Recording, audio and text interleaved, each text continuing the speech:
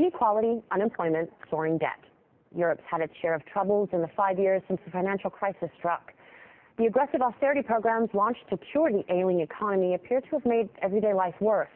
A new report suggests almost a third of Europeans will live in poverty by 2025. The details now from Lucy Kaffenoff. It's a prediction of a bleak future for Europe.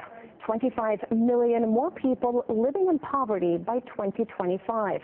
Now that is according to a new report from Oxfam. The charity warns that Europe's unchecked austerity programs could spell a lost decade for the continent and entrench poverty for an entire generation.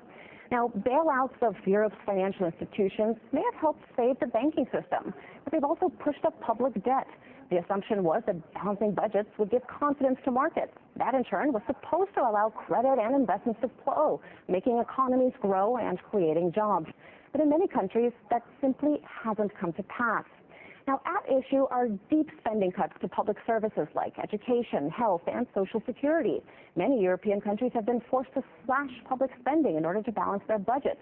In Ireland, for example, they've cut public spending by 40% of its GDP, roughly 20% in the Baltic states, 12% in Spain, and so on.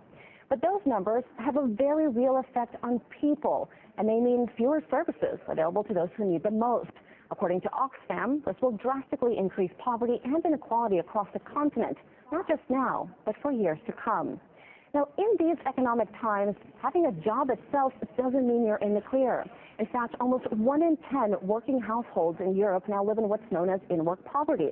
Now, they may bring home a paycheck, but it simply doesn't buy what it used to. And that is because the value of wages has actually dropped in countries where spending cuts have been the harshest. Prices go up, salaries stay the same, causing many families to struggle just to get by. Now, the spending cuts also mean fewer jobs. Unemployment in many European countries is hitting record highs, and the report notes that women and young people are often most affected. And what about those who lose their job only to spend months, even years, looking for another? In Ireland, Greece, and Spain, the long-term unemployment rate has quadrupled between 2008 and 2012. So how to stem the tide of rising poverty and growing inequality? Well, Oxfam argues the poor shouldn't pay for mistakes made by bankers. It's called for a tax on the transactions of big banks that could deliver billions of dollars of help to ordinary people. But EU lawmakers have said that such a tax would be illegal.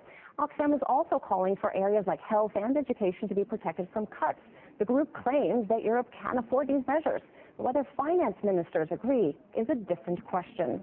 Lucy Kaffenoff, RT, Moscow.